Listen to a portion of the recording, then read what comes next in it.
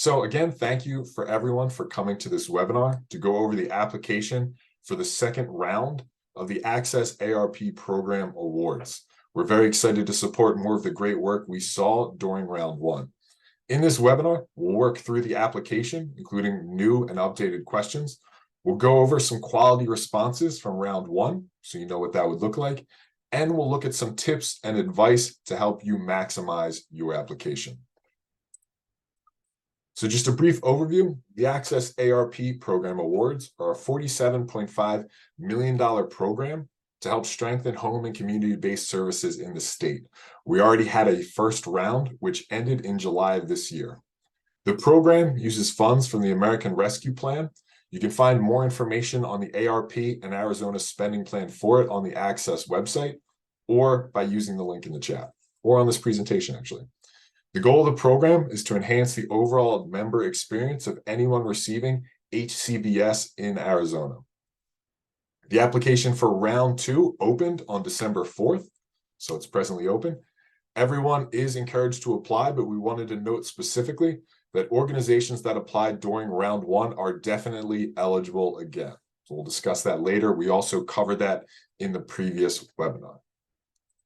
In terms of changes since round one, if any of you participated in that, there are a few important updates. First, there is additional funding available. Access can award up to $47.5 million in funding during this round. As a result, we were able to increase the award cap. Applicants can now request up to $1 million per project. Applicants can also submit multiple applications. You can submit 2 applications, but these must be for distinct and unrelated projects. You cannot submit 2 tries for a single project. Finally, we've added another eligible activity. Projects can now use funding to help support family caregivers. As I said, we want to encourage applicants from round one to apply again during round two. That includes both people whose applications were denied and those that received funding. Please note, if you did receive funding during round one, you must submit a new project for round two. That could be something entirely unrelated to your project from round one, or replicating your existing project for a new location or new members. If you were denied funding during round one, you can apply for a new project or resubmit an updated and enhanced version of your project from round one. Please do not resubmit your original application without making any improvements or changes. The result will be the same as the first time around. In the interest of time, I'm not going to go over all the details of the award program today. As I said, we covered much of that during the previous webinar. You can find all the information on the award program, along with recordings of that webinar, on the award webpage. As I said, we've already dropped that link in the chat. We'll make sure as well it's all in the presentation. It's on any emails you get from us. There are lots of ways you can track this down. Here are some important dates you should be aware of to apply. As I said, the application is now open, and you can reach the application link through that award webpage. The deadline to submit is January 15th, 2024. Moving forward, please note that we'll also have open office hours on January 8th. I'll talk more about them at the end of this presentation. You can also see here the expected timeline for award decisions and notifications. And finally, just note that any awarded funding must be spent by June 2025. So now let's talk about Grants Connect itself. This is the online program that you'll use to submit your application. So if you want to apply, the very first thing you'll have to do is sign up for a Grants Connect account if you haven't already. As I said, you must create an account in order to apply. When you click that Grants Connect link in any of the emails you get from us or on the award webpage, you'll be taken to this Grants Connect site. All you have to do is click sign up right there in the top right corner.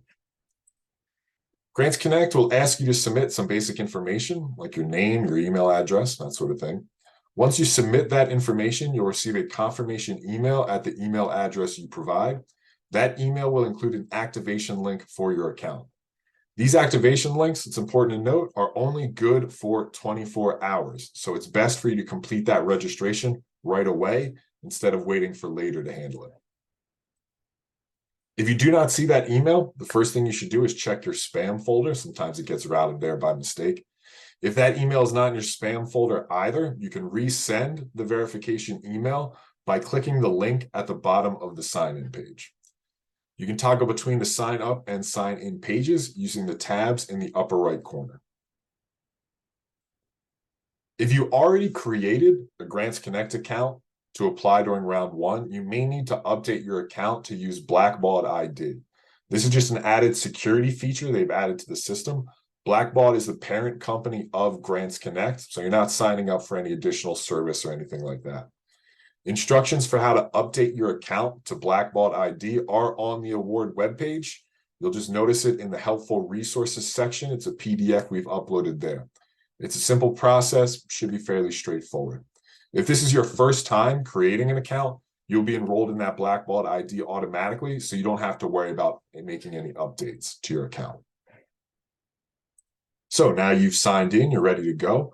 Once you sign in, you'll see this introduction page describing the award program. To start a new application, you simply click the button in the bottom corner. This will take you to an eligibility form that will confirm you are eligible to apply for the award. Once you complete this form, you can start the application. The application sections are as follows. There are 6 in total. The first is organization and experience. It covers information about your organization, including your programs and service area, key personnel, and their role in your proposed project. Next is the project overview. Here you'll provide a short description of your project and indicate which of the award goals it will achieve and the needs it addresses. You'll also list any key milestones and deliverables, how your project fits with your organization's larger strategy, and any potential risks and how you will address them. It also includes a communications or marketing strategy to promote your project to people who could benefit from it. Section 3 is your project impact. Here you'll provide more detail on the people and areas that will benefit from your project. There's also space to list any organizations you'll partner with as part of your project, if applicable. Section 4 covers your budget. You'll provide a detailed description of all your project costs, including projected start and end dates and total costs for any milestone, phase, or deliverable you listed in your project overview. Section 4 also includes space for you to provide a sustainability plan for how you'll continue this project after the funding ends. Section 5 is your project timeline. Here you can provide any additional details on the milestones and deliverables you laid out in the project overview and budget, and list the start and end dates for your overall project. Section 6 covers reporting outcomes. Here you'll explain the target outcomes for your project that you will be responsible for reporting on. You'll also explain your method for collecting and measuring data related to those outcomes. Your application will autosave as you complete it, so you don't have to worry about losing your project. You can check the save icon in the bottom left of Grants Connect to confirm that it is saving. If you leave, this auto-saved information will be available to you when you return. You certainly don't have to start over again from the beginning. If you already started an application, like I said, the next time you log in, this information will be there for you, and the welcome page will include your application with the option to edit. As I said, there are 6 major sections of the application, not counting the instructions and the final attestations. You can navigate between these sections using the tabs on that top line navigation bar. Depending on the size of your browser window, some of those tabs may be cut off. If so, just click more and you'll be able to see the rest of the tabs. Certain questions on Grants Connect include help messages to provide any information or context you might need to answer the question. You can view these help messages by hovering your cursor over the question mark icon next to that individual question. The application includes the following question types. They're fill in the blank, multiple choice, drop downs, short answer, and table entry. If you've ever filled out an online form, I'm sure you'll be very familiar with how these types of questions work. We're going to go over just short answer and table entry questions on the next slides, since parts of their interface are specific to Grants Connect. Short answer questions include the maximum word count, your current word count, and controls for resizing the answering window. If you want to resize the window to see your entire answer, simply click and drag down on the window control in the bottom right. The application includes a few questions that require you to enter information into a table. To add a new row, click Add New at the top of the table. You can view, edit, or delete an entry using the controls to the right of that line. The budget table uses its own interface. You can see that pictured here. The number of entries in your budget table is determined by how many milestones, phases, or deliverables you entered in your project overview. So if you entered 3 milestones, you'll have 3 entries in your budget table. The name of the entry will also auto-populate from the project overview. The total cost field will also auto-populate based on the costs you've entered for your other costs categories. So at this point, we're going to shift slightly to Grants Connect itself.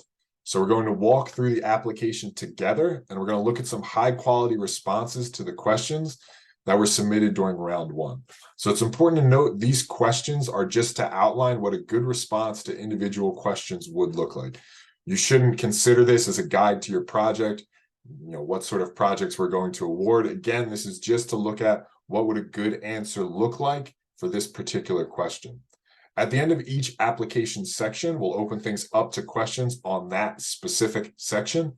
Again, please restrict your questions at this point to those specific sections. We'll circle back to more general questions or those that have already been posted at the end of the presentation. So at this point, I'm going to stop sharing my screen, and I will turn it over to the other members of our program team who will take over from me here for now.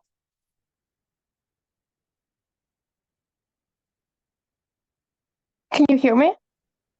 Yes. Okay, perfect. And I believe Audrey is going to share her screen. Is it up? Yes, I'm sharing my screen. Peter, everyone, can you see my screen? Yes, I certainly can. Sounds good. Perfect. Hi, everybody. My name is Monica Villarreal. I also work at PCG with Peter, and I will be walking you through the application. If I am going too fast, please do let us know, and I will try to slow down. Before we begin, I want to go back to what Peter said about once you get into Grants Connect, you will see a screen that asks you to confirm that you are, in fact, one of the eligible provider types, and that you have read the access priorities and CMS priorities, and your project will fall under one of those categories. So once you you click yes to that, then you will get into what we're going to cover now. So this is already after that part. In addition, I want to mention that the responses that we will be showing you do not include any identifying information for the applicant that received this award. So to protect the privacy, we identify the organization as the applicant, but when you all are filling out the application, please do use your organization's name or refer to your organization in more personal terms. And finally, because in the interest of time, we're not going to fill out every single box in the application. So you may see that there are going to be error notices. Plus, we're not going to submit the application, right? So those error boxes just mean that when you go into your application, you will be notified if you're missing information, and the application will not be submitted until all of the fields are filled out. And if they're not, they're going to just give you an alert. So we're going to start with section 1. For section 1, we are asking for your organization's contact information and for the point person that your organization has designated as the contact for us if we have questions, or if your organization has questions, this is the person that would be in contact with us. So, and then next, we do, I know that you have already, by this point, you should have already agreed that you are one of the provider types, but for question 1, we do require that you identify exactly which Medicaid provider you are. And then in question 2, we ask that you identify your 6-digit Medicaid provider number. because only eligible Medicaid IDs will be able to receive the award. The only exception is for area agencies on aging. The AAAs do not have a Medicaid ID. And so those, if you're one of those organizations, you're not required to provide this number. If you don't know where to find this number, please contact the people within your organization that do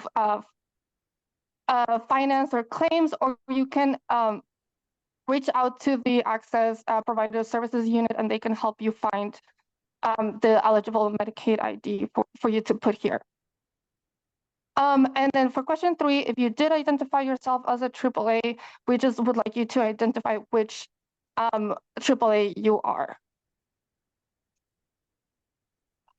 For the next question, question 4, requiring you to describe your organization, we are looking for a response that truly describes the organization and the service area and your programs. This is a basic background for the reviewer to know that you, in fact, are an organization serving people in the state of Arizona. For the key personnel here, we're looking for you to identify that you have, in fact, a staffing plan that includes the people that will implement this project, and that your the project will be fully staffed for the duration of the grant period. I will stop here in case there's any questions about section 1.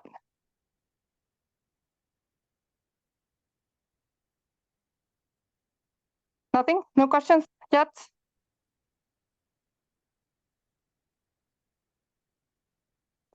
Can people not hear me? Sorry, Monica, I was reading through the questions. Oh, sorry. There are a Sorry. couple about application IDs. So I think that's covered in this initial section. Yes. Yes, so the So, application ID is separate to the Medicaid ID. Yeah, I'm sorry. Let me start with this one. Yeah. One person's asking if they have multiple provider types. Does it matter which Medicaid ID they use? I believe that you will identify the one associated with the facility that you are requesting the funds for. Thank you, Monica. And again, I mix them up myself, but speaking of the application ID, there are a couple people asking about it. Can you just explain what that is and how it relates?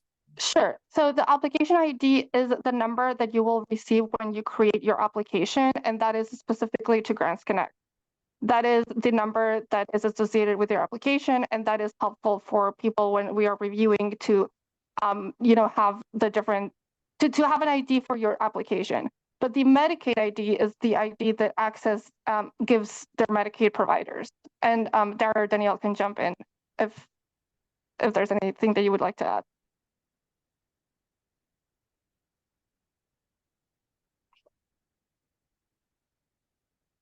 Or if that's clear enough. Sorry. I would just add the Medicaid ID is the same as your Access Provider ID. It's a 6-digit number. If you don't know what your Medicaid ID, you're going to want to talk to your billing person. Your provider type, because this is coming up a lot in the questions, is directly related to your Medicaid ID. There's directions on how to determine your provider type in the FAQs that are already on our website. Thank you, Danielle. One thing I will add about the application ID, Monica, your explanation is perfect, but just to emphasize, you will not have this before you start your application. So this isn't something you need to apply. This is something Grants Connect will provide for you after you start your application. It's just to identify which application is yours. Correct. Yes. If there's no more questions, we can move into section 2. And again, as Peter said, we'll have time after all of these sections in case people think about any new ones from the beginning. Yeah, I think we're ready to move on. Okay, cool. So section 2 for project overview. We are asking you to identify whether you're applying for infrastructure, programmatic, or both in terms of the funding. And in the case of the sample application that we're using here, the applicant requested funding for both the remodeling of a kitchen or 2 kitchens in their facility, and to establish a program for cooking classes. So that would qualify as both an infrastructure and a programmatic project. And also here on the application, you can see the definition of both, and you can see also that for infrastructures, just very clearly, I wanted to mention that the purchase of any new buildings is not an eligible expense. So question 1, we would like you to provide a short description of your project. And here you could, we will copy an example of a response that received the award.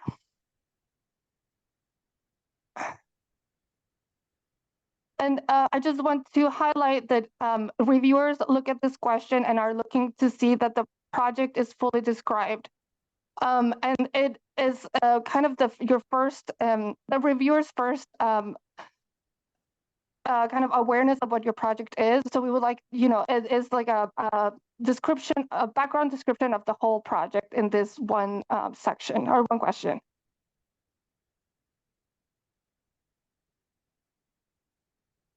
So question 3 and question 4 are related to each other. Oh, sorry, I skipped one section. I apologize.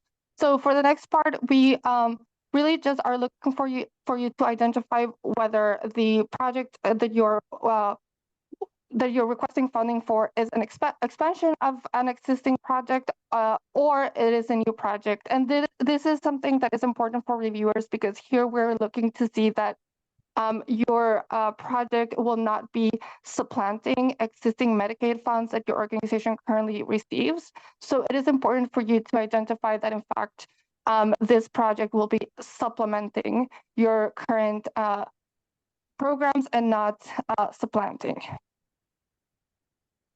And now we can move on to the question 3 and question 4 that again are related.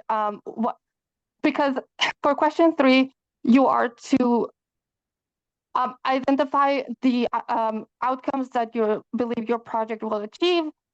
And we ask that you be very thoughtful when selecting, because for question 4, we're asking that you specifically identify how your project will accomplish the outcomes that you've selected in question 3. So if you select more than what the project is actually going to do, you will actually be not scored so high because the reviewer for question 4 is looking to match and see like, oh, this person identified, every single outcome in question 3. I have to see if they actually addressed what they selected from question 3 in question 4, And so here we will paste an example of a response from round 1 that received a good score.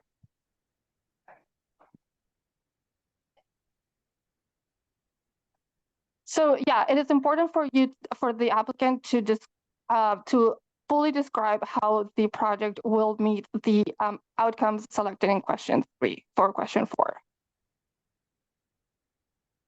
For question 5, and what is the issue or need the project is addressing? Again, we'll provide an example of a good response here.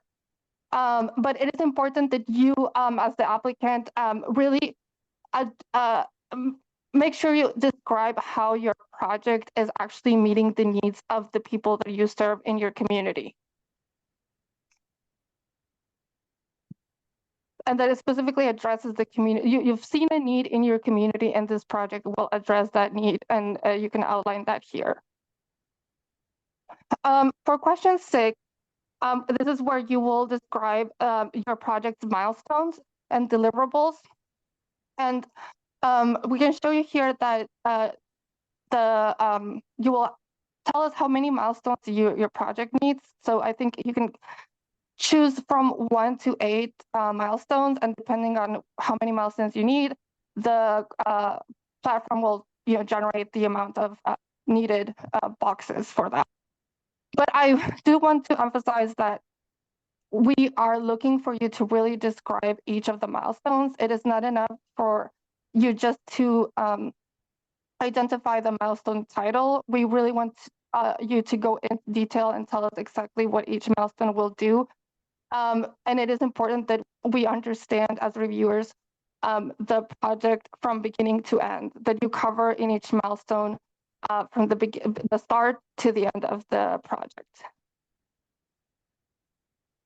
And because of time, we're not going to copy milestones for all 6 milestones of this project, but we'll show one of the milestones so you can see what it will look like when you fill it out yourselves. Also, I will mention from the milestone, this when you answer this question 6, the milestones that you identify here will transfer into the budget section, so you don't have to recopy all your milestones in the budget section again. So for question 7, we're asking you to identify how the project fits into your broader, bigger full organizational strategy and vision. And this is for us to understand how your project actually fits into the bigger picture of your organization. And we have a sample response for this. For question 8, we're looking for you to identify the potential risks of your project, and if you have already planned for those, and what will you do to address those potential risks. For here, we know that every single project, every single plan runs into issues, right? Like even the best laid plans will have some issue at some point.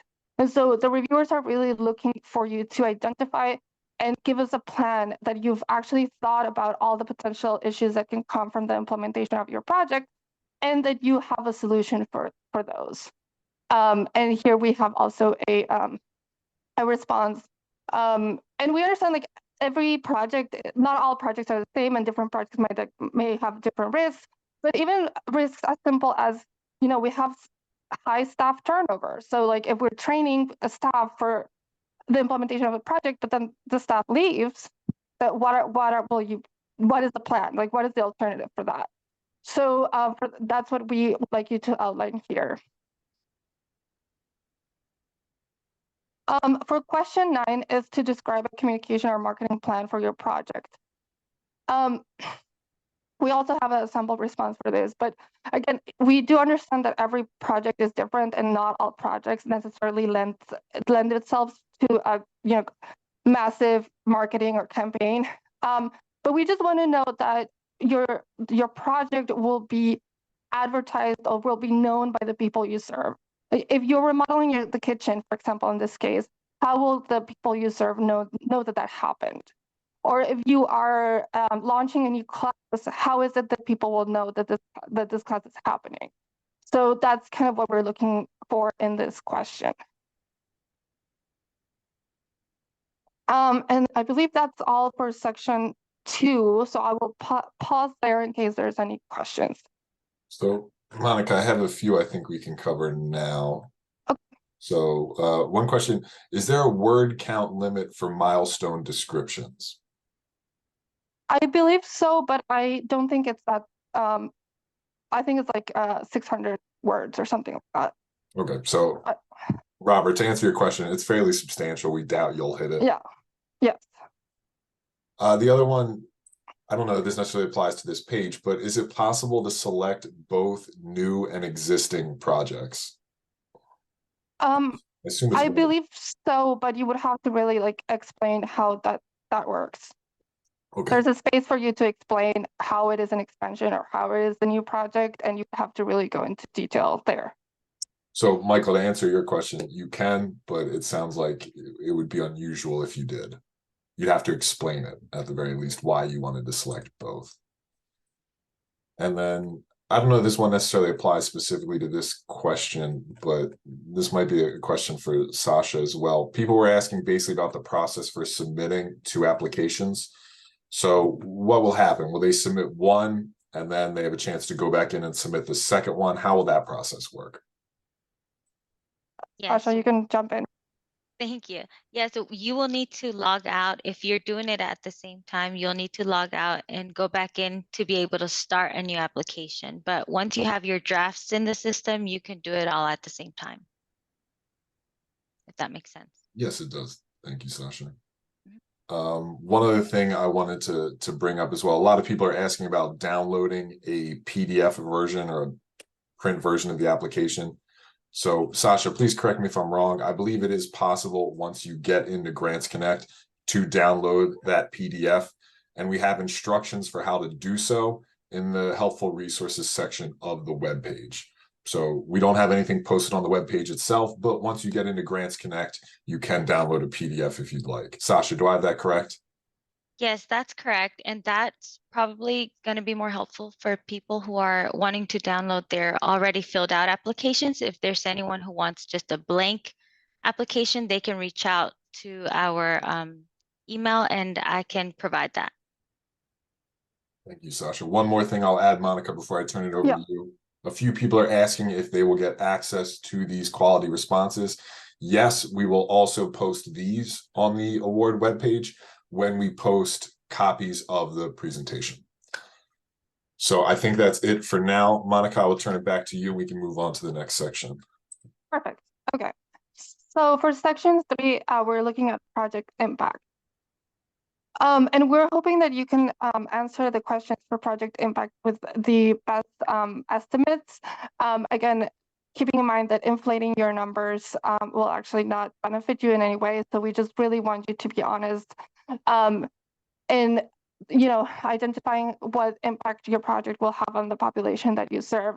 And for those of you that think that smaller organizations may be disadvantaged because they serve a smaller population, that is not true. We have a system. We have a way to score this section in the back end that makes it so that both large and small providers will be treated the same. So do not worry. Just be very honest in the numbers that you provide here. And I know that this piece was very confusing for the first round for so many people, including reviewers. So here we have an example of what we really are looking for when you answer at least this piece, the first part of the project impact. Basically, what we're looking for is for you to identify how many people your organization currently serves. And then that you identify what is the estimated total number of people that will be impacted by this project. And then taking in account the total number of people that will be impacted by the project, how many of these are people that are currently being served by you already, and then how many of these are people that are not being served but will be served new people, like new members, basically. And so here you can see an example. And this time around, we did make it so that no one really has to do any math. So basically, you just have to add the numbers that you have, and then the system will add everything for you. And then you just have to agree with the total that the system gives you. So no math is required for anyone. As long as you provide the estimates and the numbers, the Grants Connect will tell you what the sum is, and then you just agree or disagree. I will actually run through the next couple of questions really quickly because these are just for informational purposes only. So we don't have to go into them. But basically, we need you to just identify that your organization serves one of the identified populations here, and that you serve, kind of identify if you serve a city, a county, a region. If you're a tribal nation, you can identify that as well, and then you can identify which tribe it is that you serve. And this is just, again, for informational purposes only. We want to make sure that the organization actually serves only people living in Arizona. Lastly here, I do want to talk about the partnership piece, because you are allowed to include a partner organization in this application. But if you do that, we do require that you add a letter of support from that partner organization, because we just want to make sure that the partner organization knows about this and that you're not applying on their behalf without them knowing. So if you identify that, yes, indeed, you will be working with a partner organization, please just attach a letter of support from that organization here. Before I go into section 4, I will pause again if there's any questions. So we do have a few questions on this section, Monica. So one Okay. question is about currently served. Mhm. So currently served, 1A, that would refer to everyone, regardless of whether or not this project affects them, correct? Yeah, that is correct. Gotcha. And then the next question would be, how many are served that will be impacted by this particular project? Yes, that is correct. And somebody asked, what if your organization is new and is not currently serving anyone? In that case, you please indicate that above, like in section 2, and we will definitely take that into consideration. And I will also open it for Dara and Danielle to weigh in if you guys want. And then 1C, how many individuals new to your organization do you anticipate will be impacted by the project? So can we just get some more clarity there, or repeat, basically what that 1C is trying to capture? Yeah, that is trying to capture whether there are individuals in your service area that are currently not being served by your organization, but you think that with this project you will reach those people. Gotcha. I don't know if that was clear. I think so. And this would be for the life of the project then? Yes. So if it's 15 people each year and it's a 3-year project, well, I guess that's too far out. It's a 2-year project. That would be 30 people, correct? Correct. Okay, just give me a second to check through the questions. Yeah. But Dara, Danielle, do you have any insight about an organization that is completely new, is not currently serving anyone?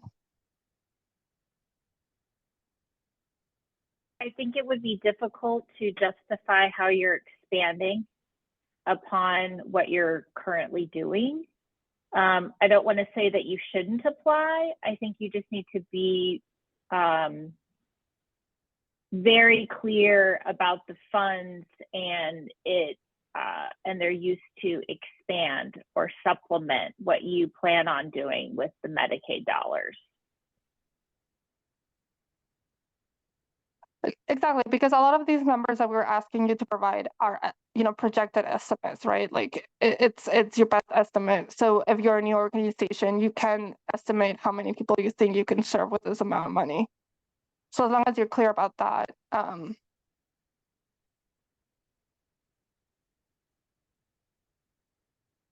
Another question about currently served as well. That would be total people or just access clients? That would be total people. And then we have a few different questions about partners. I think Sure. we'll sort of run through those now. So first question, does it help partnering with other organizations? I mean, that strictly depends on your project. Yeah. If you need those partners to execute your project, absolutely partner them. But it's not as if we give applications bonus points for having more or less partners. Yeah, it's definitely dependent on the project itself. These might be more programmatic questions. Do partner organizations have to reside in Arizona? I would say yes, but I will defer to Dara. I think it depends on, kind of depends. So I would just clearly outline their role and discuss why their role would still be able to be fulfilled without being in Arizona. And then a question, can the partner organization be a charity? I don't see why that would be a problem. Yeah. Yes, and I do believe we did mention in the last webinar that the partner organization is broader than just the Medicaid providers identified above. So as long as the original applicant, like yourself, has a Medicaid ID and it's an eligible provider, the partner organization has more, doesn't have to be one of those organizations. Excellent. Thank you, Monica. You headed off another question I was just about to get to. Another question on partners. For the partners, does that include any companies that will be assisting? For example, in your example of the kitchen, would you include the construction company doing the renovation? No. Sorry, Monica, I didn't mean to interrupt. Sorry, no, that is not a partner. Okay, let me just keep scrolling through. Can I partner with an organization that is applying for the grant as well and has previously received the grant? Again, I would have to defer to Derek. Yeah. I think, again, I wouldn't discourage you from applying, but you cannot use the funds to expand a project that was previously funded. So if it's for a new project, potentially, you just have to really describe how it doesn't, expand something that was previously funded. But it's really a truly unique new project. So you'd have to take some thought into how to justify that. And then one question, somebody had a question about question number 3, I assume on this page. It doesn't say adults with behavioral needs, only children. Audrey, can you scroll to question 3 so I can see if I'm right on that? Okay, no, it must be a different page then. Maybe, oh, excuse me, scroll up. Maybe it's question 2.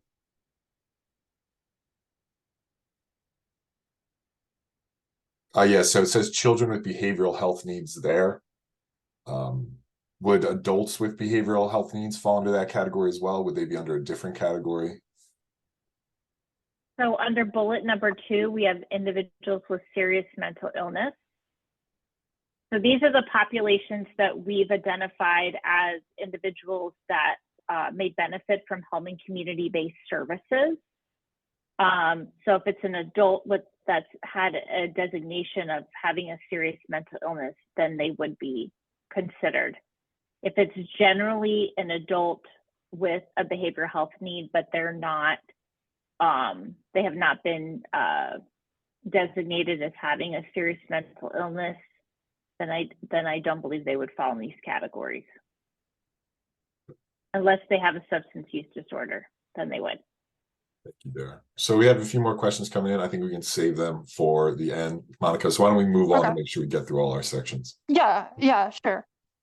So next section 4 is the budget. And for here we do include, because we know that the budget is more complicated, so we did include the definitions for all the different costs that you would include, including the the project start date, end date, staff hours needed for implementation. And we do want to highlight here that the admin and staff costs cannot be more than 10% of the total amount requested. And so so you can see all of the definitions of all the different parts of the budget. And then you can see a kind of more step-by-step instruction on how to fill out the budget. So again, then here we have an example.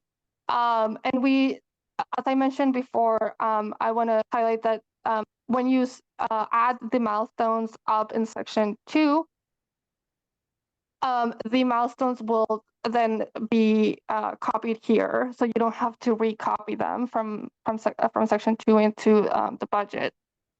But I do want to highlight that it is very important, and this is something that we saw in round 1 that really affected applicants, for you to really include a justification for each of the costs in the different milestones.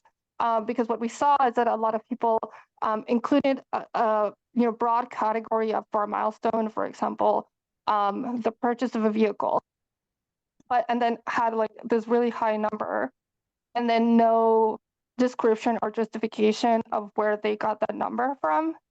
And so that then became very hard to score for reviewers. So I do want to highlight that it is important for you for every milestone to really add a justification on why you're asking for that amount of money for that specific milestone. In addition, I want to mention that once you add the whole budget in, Grants Connect will generate a budget summary after the budget, where you can see all of the totals for all of the different cost categories, including the total budget amount. And it is helpful when you're trying to calculate the 10% for admin and staffing costs. You can see, the total admin and staffing costs for all of the milestones, and then you can see how it compares to the total budget being requested, and make sure that it is within that 10% range. And yeah, I do want to mention that when scoring the budget, the reviewers do look at that the budget is well detailed and well justified, and that it is reasonable for what is being requested. The next part of the budget, which is identified in the application as question 1, although it's just a continuation of the budget, is the question about having a sustainability plan. So again, as Peter mentioned earlier in the webinar, your funds must be spent by June 2025. And it is important for you to identify that if you are going to be able to sustain this project beyond the grants period of June of 2025. And we do understand that a lot of organizations rely on fundraising and grant writing for a lot of the sustainability pieces of nonprofit or any of a smaller organization that doesn't have a constant stream of money flowing in. But if you are doing that, if you rely on continuous fundraising for your project, you can definitely identify that as a sustainability plan, as long as you outline exactly what your plan for fundraising is. If you're clear and detailed that you have a team that does fundraising, and you have every year you have a gala and you've raised X amount of money, and that will be able to sustain this project through the next 5 years, that is a perfectly fine sustainability plan. If you just write we'll be looking for more grants or for more funds somewhere else, and there's no detail, that is not a good sustainability plan. And here we have an example of a good response for this question. And so now I think I will pause there, because I know that the budget is like a big section and people may have questions before we move into section 5. Yes, we do have a lot of questions on the budget. Okay. I'm trying to separate which ones are based on eligibility and which one are based on the actual budget.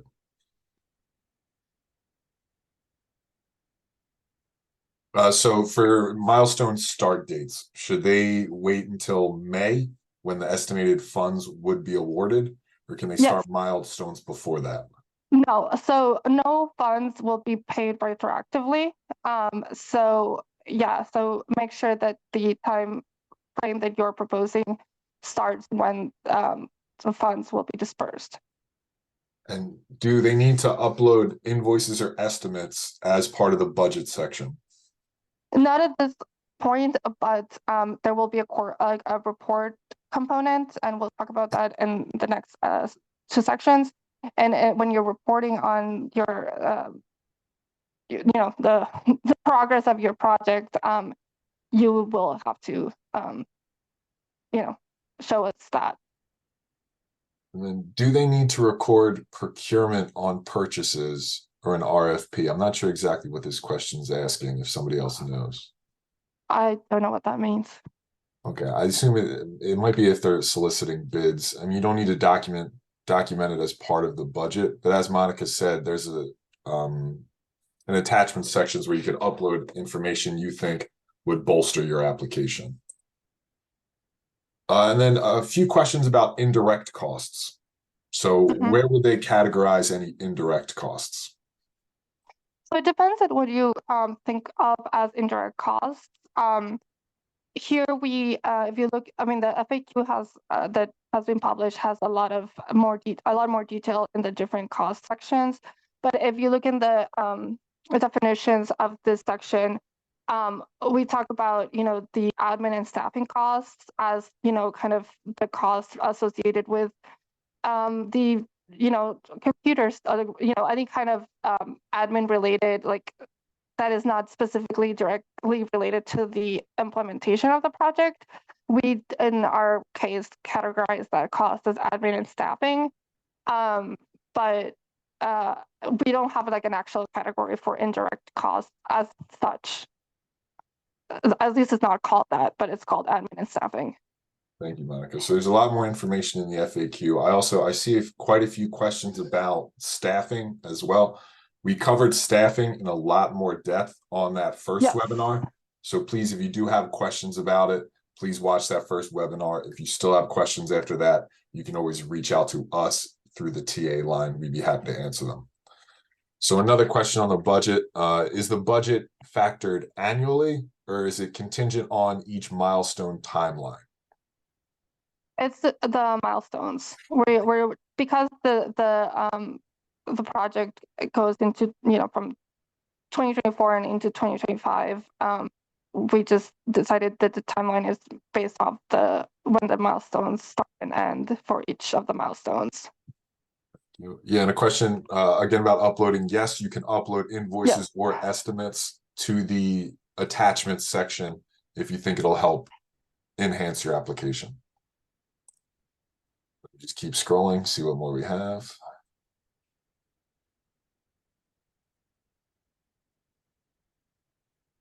Peter, can I just add in? Please. Peter, can I just add in like just a general statement? Mm-hmm. We're getting a lot of questions that are addressed in the FAQs, and so we're doing our best to redirect folks back to the FAQs. But please, please, please consult the FAQs before asking your question, just to make sure that we can have sufficient time to answer those questions that may not be already addressed. And then, thank you, Dara. That is very helpful. I've been trying to redirect people to the best of my ability. Another question about the budget. Can they do admin costs for each milestone, as well as admin costs for the overall project? So there's no, basically the admin and staffing costs will be added up, for all the milestones at the end in the budget summary that I mentioned. And so if I were you, and you have admin costs that is standing for the whole duration of the grant period, just take that cost and divide it by however many milestones you have and add those to the admin cost for that milestone. And Monica, would hiring a contractor be considered an admin cost, or would it depend on the project? It depends on the project. And then finally, Sasha, this might be a question for you. Do you know if there's any restrictions on the type of files that applicants could upload? Does Grants Connect allow pictures? I do believe you can upload JPEG files. Yeah, I can double check on that if you give me a sec. Sure. And again, if you have any issues, you can always reach out to us later and we can try to assist you as best we can. Monica, I think we're good to Okay. Oh, sorry, to clarify that previous question, or maybe to make it a new question. Consultants, would consultants be considered an admin and staffing cost or a project item? Again, that depends on the project. And I know that you all want to know like a very specific thing about your project. And unfortunately, like I cannot weigh in at this moment on your very specific project. So it will depend on your project and how it's outlined. I'm not going to weigh in on that as specifically as you would like me to. I'm sorry. Yeah, we're doing the best we can. You know, we can't tell everybody whether their project is eligible or not either, but we'll try to give you as much information as we can. So thank you, Monica. If Hey, we can keep going. Monica. Oh, Yeah. sorry, Darren. Oh, sorry. Hey, I'll just jump in. When I did give a response in the chat that you know, consultants who you have ongoing at your agency or organization to do regular mainstream things with your organization, and you just want to bring them in the project, we would consider them more like staff. But if you need to bring on a consultant, you know, you're going to implement a new, I don't know, service, and you need to bring on a consultant in a short period of time to help you figure that out, that would be more considered like more of a project-based expense. So Monica's correct. It's exactly all kind of depends on how your project is outlined, because we have to be very careful about not supplementing or not supplanting something that is just normal course of business for you. This is over and above that. Cool. Yeah, exactly. So I will move on to section 5. I will say related to the question about the attachments, as Peter said, if you're trying to upload something and it's not working, please just reach out and contact the help desk. And Sasha is really good about getting back to people, so she will help you one-on-one if you have any technical issues like attaching a document. So for section 5, it's the timeline. So for here, we would like you to just be very specific about when your project will start and end. Again, taking into account that all of the funds must be spent by June 2025. For in question 2, we're giving also the space for you to elaborate on the timeline of the project, and specifically because we do know that things happen, and even though you may be planning on your project being done by June 2025, we understand that scheduling and contract and all the things there may be a lot of variables involved. So if you foresee any issues with your timeline and actually being done by the June 2025 date for a very specific reason, this is where you would explain. So it's a space for you to explain why you think potentially your project may run a little bit beyond the June 2025 deadline. Any questions there? If not, we can just roll into section 6.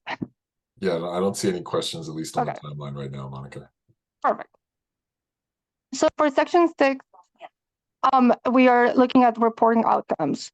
So as I have mentioned before, all of the awardees, all the people receiving funds from this grant will have to provide a report on the outcomes that they've selected. So we do need you to identify which outcomes your project will measure, or you will measure throughout your project. And please do be thoughtful when selecting the outcomes, because again, you will have to report on these on a quarterly basis after you receive the funds. And in the Grants Connect page, we have the specific outcomes kind of under general buckets. So like, for example, Audrey will click on the employment bucket, and then you can see kind of the different outcomes that you can select. And you can do that for all of the different buckets identified here.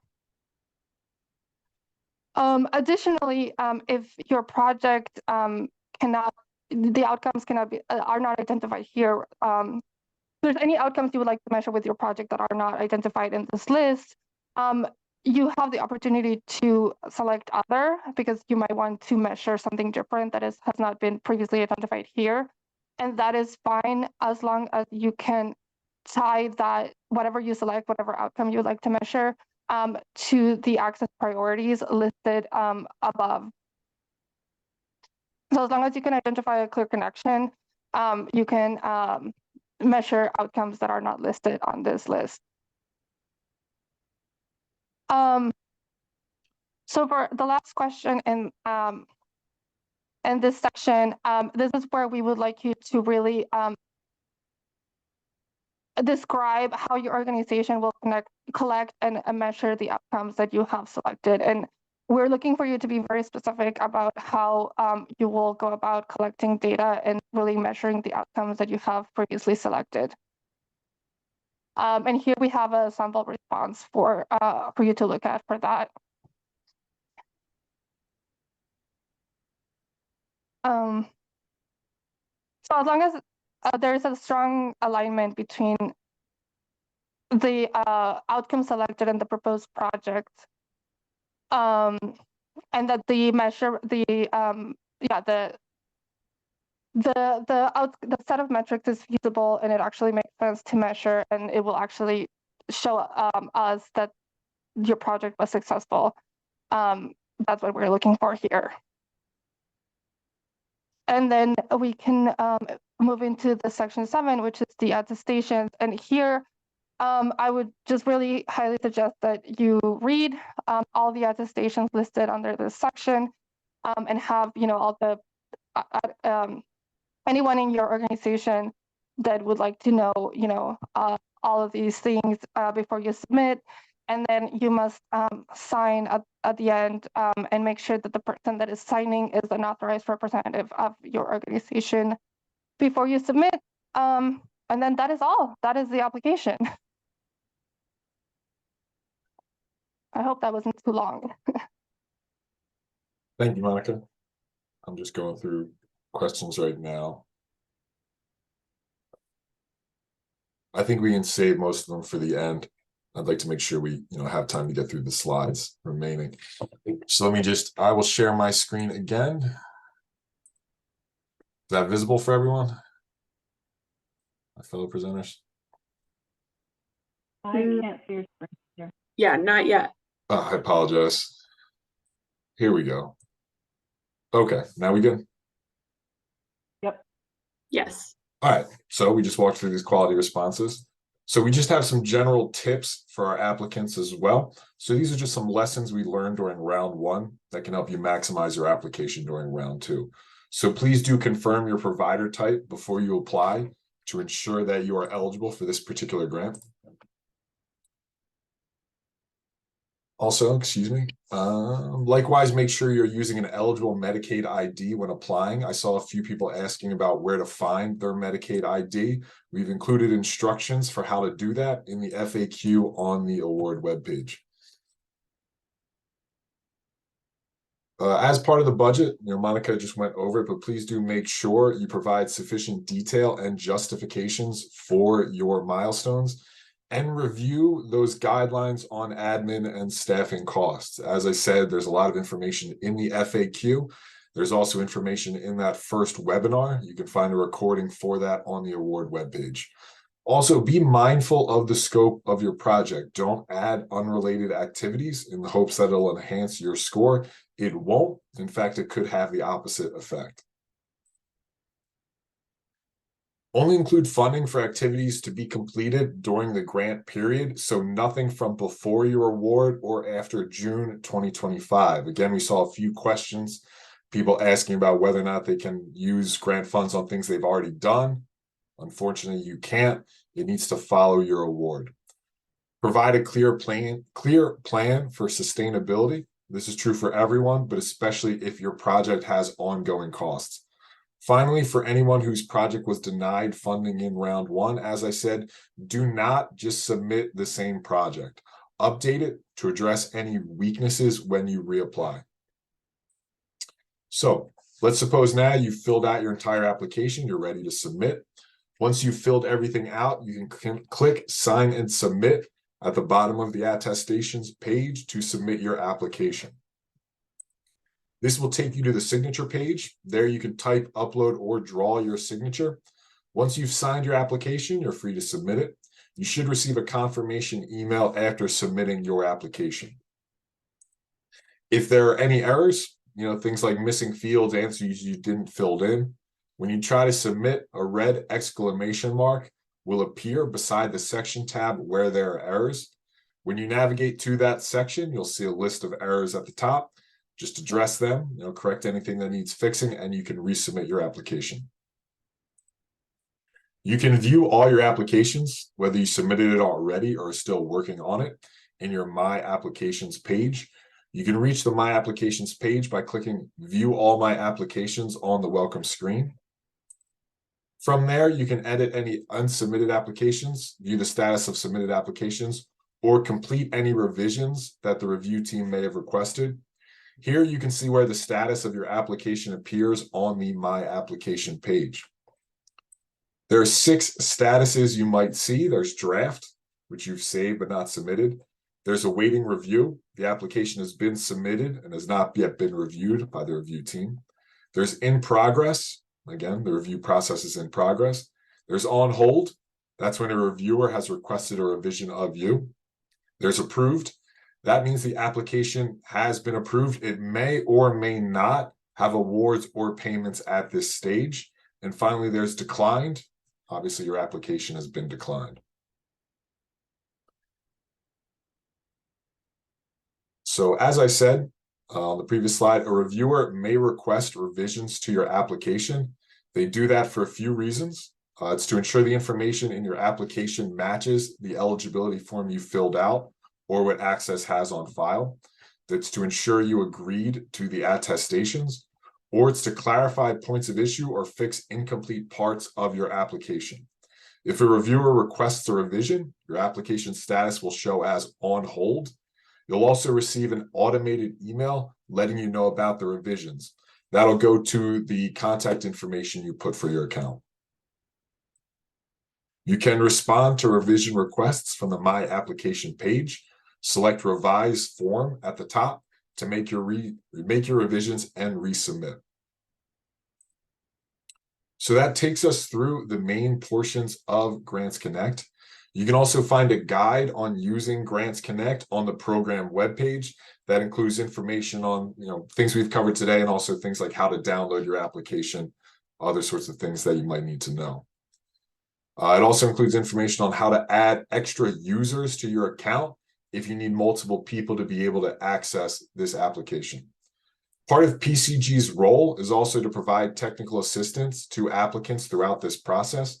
So if you have any questions that the FAQ or the webpage don't answer, please don't hesitate to reach out to us directly. You can call or email us using the using the contact information here. Whichever you prefer, phone or email is fine. We will also have open office hours on January 8th, just as we get a little closer to the deadline. We'll send out a reminder email with the link to those office hours when we get closer to that date. You don't need to register in advance. You can just join the meeting at that time. These office hours, they are completely optional. This is just a chance for you to get any last-minute questions answered before you finish your application. We won't be presenting anything new, anything we haven't already covered. Again, this is just to give you optional help if you need it. So at this point, I'm going to open things up to questions from you all. Obviously, we have a lot of attendees and a lot of questions remaining. We'll do our best to answer as many as possible, but it looks fairly likely we won't be able to cover them all. So again, please, if your question doesn't get answered, first step should be to check that FAQ on the award webpage and see if it's answered there. If not, then you can reach out to us. We will do our best to answer any questions. So again, to be clear, we're not going to answer any specific questions about your particular project. If you have general questions about the grant, we'll be more than happy to answer those. So again, please add your questions to the Q&A and we will do our best to work through them as quickly as we can. While we're doing that, I will just leave this technical assistance information on the page. Again, if you have any questions we don't answer after checking the FAQ, please do reach out to us and we'll be happy to help. So I think it makes the most sense to just sort of work down from the top. So Daria, Danielle, we had a couple questions about marketing costs. People were asking basically, what they should allocate for those costs. I think the best answer we can give is probably that it depends on your particular project. And we haven't mandated any, 5%, 20%, whatever it might be. But if you have anything to add to that, I would appreciate it. Nothing to add, Peter. Okay, and do projects need to align with federal grant guidelines?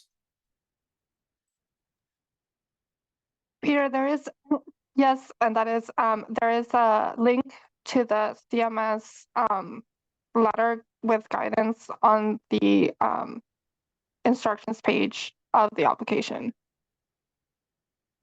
And Sasha was kind enough to find us the file types that Grants Connect accepts. You can upload PEGs, JPEGs, PNGs, or PDFs. So if you have any files you want to upload to bolster your application, those are the formats that it will accept.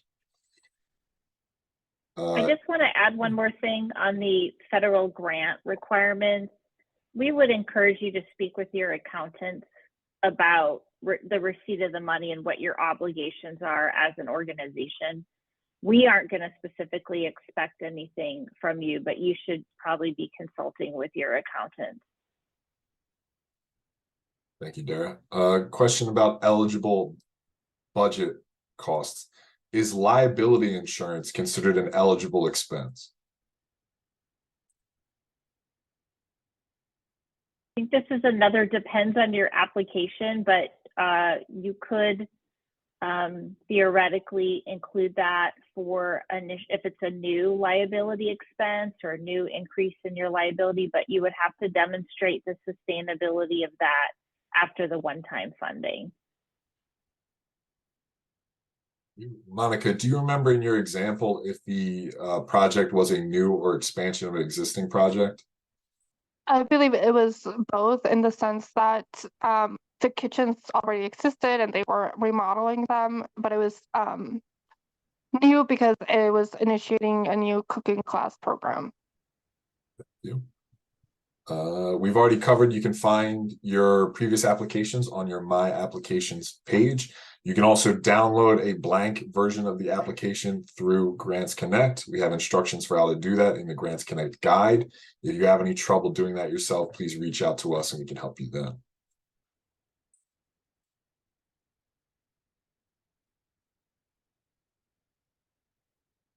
Okay, we covered this one. Maybe somebody could explain this question to me. I'm familiar with this language as well. Since the amount is $1 million, will this award be eligible for single audit? Does anyone know what single audit would be?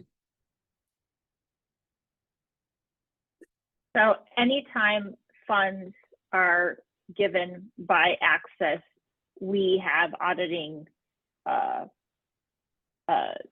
if I think this is what it's referring to, because I'm not familiar with that term either. We have rights to audit and will likely audit. In addition to that, PCG will be, you all, if you're awarded, you'll be having to submit quarterly reports that will be monitored to ensure that project is on time and the funds are being expended the way they were planned.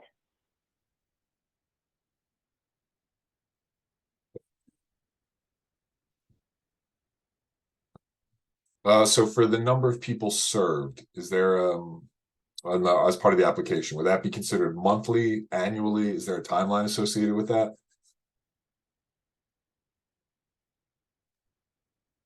There is not.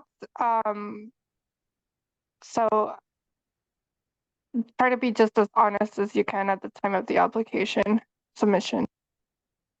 I imagine annually would be the most useful metric there, because Yeah. reviewers, I assume, wouldn't know to convert from monthly to annually. Okay. Again, we got a few questions people are asking about, like their specific expenses, their specific needs. Again, we can't really answer them right now. If you're having trouble later on, please do feel free to reach out, excuse me, to the helpline. So is a foundation that holds assets for an agency considered a partner?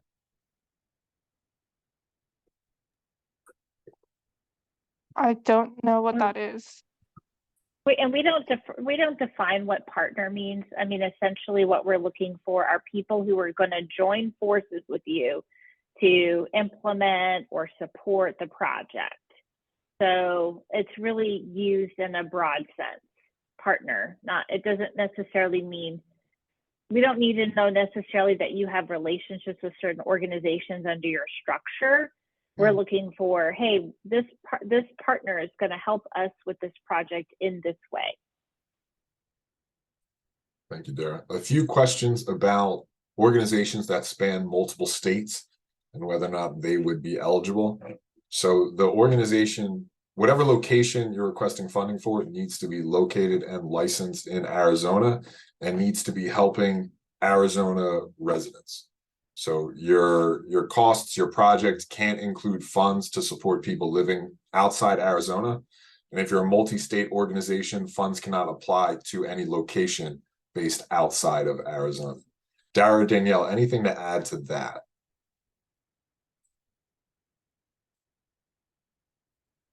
No, I think you covered it.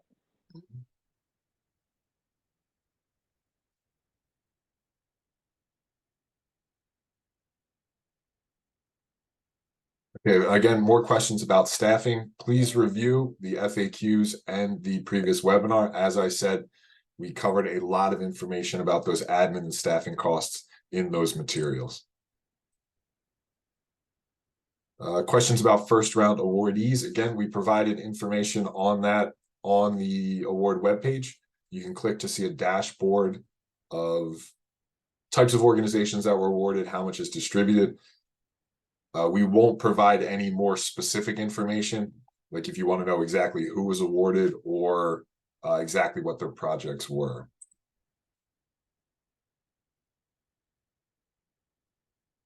We already covered marketing. Okay, a couple of questions about eligibility as well, whether organizations waiting for their license or who hope to be licensed soon can apply for a grant. So in order to apply for this award program, you need to be a currently licensed eligible provider. So you need to have an existing Medicaid ID. So long as you have a Medicaid ID prior to the January 15th deadline, you are eligible. If you do not have one by that deadline, you cannot apply for this award program.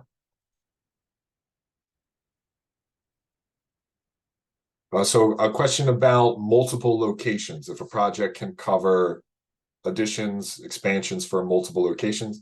I believe we cover this in the FAQ. Somebody correct me if I'm wrong.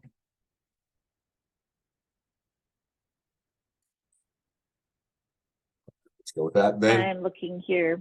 Yeah. Yeah, there's two questions, question 59 and question 60 in the FAQ. Excellent. Then again, if you have questions about how to handle organizations with multiple locations or projects in multiple locations, please do check the FAQ for that information we've already provided.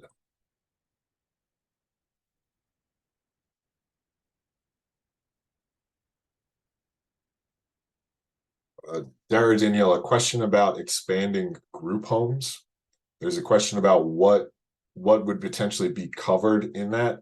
Do we have anything more specific we can offer, or is this a question that should go through the TA line?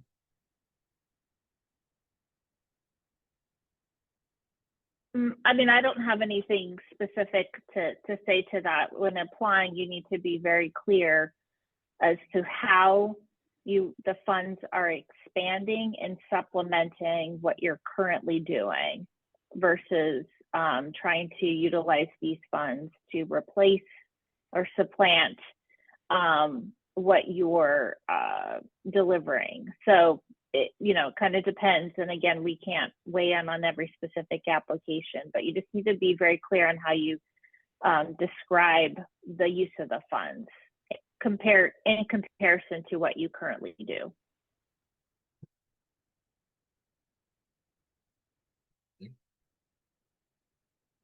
A few people having problems with Grants Connect, accessing the application, that sort of thing. Again, you can still see the TA information on the screen right now.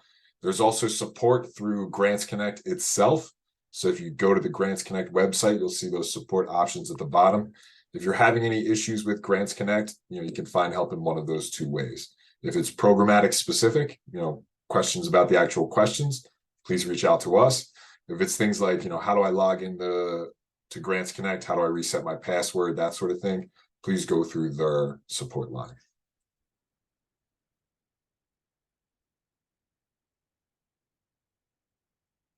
So question about supplementing versus supplanting.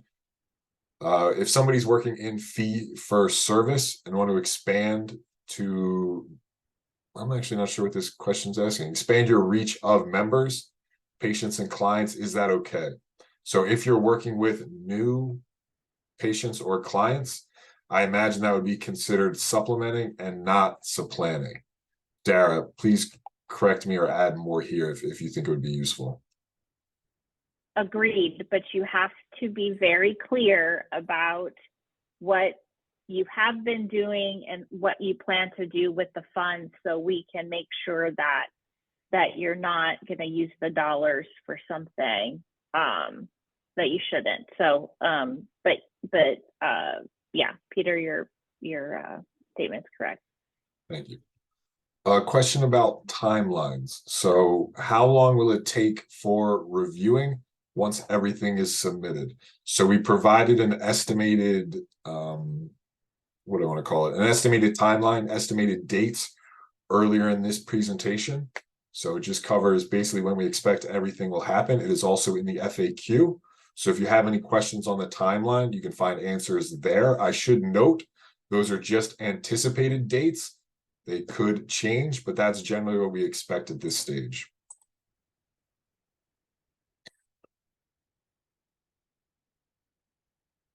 So again, more questions about wages for admin and staffing. Please do check the FAQ and previous webinars for that.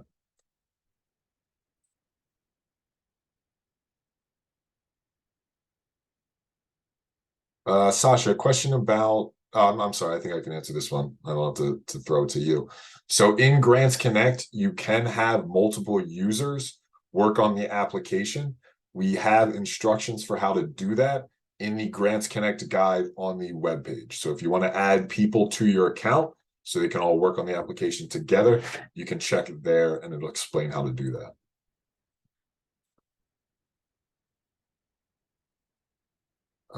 Can you donate some of the tools and equipment before the end of the project for sustainability purposes?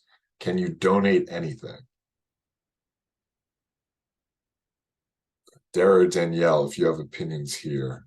I'm trying to decipher the question a bit. Yeah, I mean, you technically own whatever you've purchased with the grant funds. I guess I would just, if you have intentions around that, I would put it in the application and explain how it's part of your sustainability plan. And with respect to hiring contractors, those would be partners in your application. You would just be clear how the contractor relates to your project, why that expense is necessary. You know, you can outline all that as part of your application.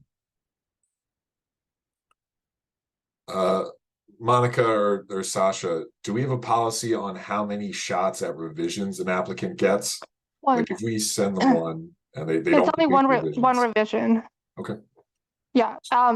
So we try as reviewers to, if there's like multiple issues in an application, to put them all in one request so that you have the opportunity to address all the issues. But once that one request is request for revision is submitted, that's the one time.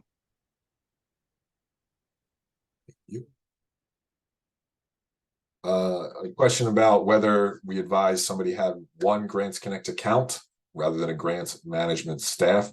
So I don't think it necessarily matters to us how many additional users you add to your account. You know, it makes no difference to us as we're reviewing things. So whoever's going to, you know, whatever's going to make it the strongest application possible, that's fine. Just please do make sure you're not having multiple staff members submit multiple applications for your single location. You know, you get one application for your, well, two applications for your projects, but you can't have, you know, a whole bunch submit and hopefully one goes through. We will not be, we had the similar questions during the first webinar about whether we will provide specific feedback on previous applications from round one. We will not notify people exactly why their application was denied. Our hope is through this webinar and the previous one, you have enough information to understand sort of, you know, where your application was weak. If you have specific concerns, again, you can reach out to us and we can try to answer that through the TA line. But I will say we will not walk through your previous application with you. If that's your question, you need to make it much more specific, and then we will be able to provide some help beyond sort of general, why was my application denied sort of questions. Also, Peter, I will say, even if you ask a question in the for technical assistance, we can, I can try to answer, me and Sasha can try to answer your questions, but we're not going to weigh in. Like, we are not going to tell you, like, yes, do this, no, don't do that, because that is, you know, us weighing in on your application before the review process starts. So be aware that you may also, through technical assistance, receive a response that says, we cannot weigh in on this because the review process hasn't started, and this would be us putting our thumb on the scale. So I just want you to be aware of that. Yes, that's very good to note. I appreciate that. That brings us to exactly 1:30. I know, you know, I can see we have 33 questions unanswered. We tried our best to work through as many as we could, but obviously we couldn't quite get to them all. But thank you all for joining us for the webinar, and we can't wait to review your applications. And we saw a lot of very strong projects in round one, and we'd like to award even more as part of round two. So now I will open things up to Access. If you would like to give any, you know, last messages before we finish things off. Just want to thank everybody for their interest, and we look forward to seeing the innovative projects that you bring forward. Peter, I think it would be good for us to clarify that we will be taking these questions back, and those things that we saw repeatedly, we can consider to update in the FAQs to support you know, further questions. But we also encourage folks to attend the drop-in time that we have, or the office hours that we have scheduled that you already shared. Thank you, Dara. Then I will just thank everybody one last time and finish off the webinar. Again, thank you for attending, and we look forward to reviewing your applications.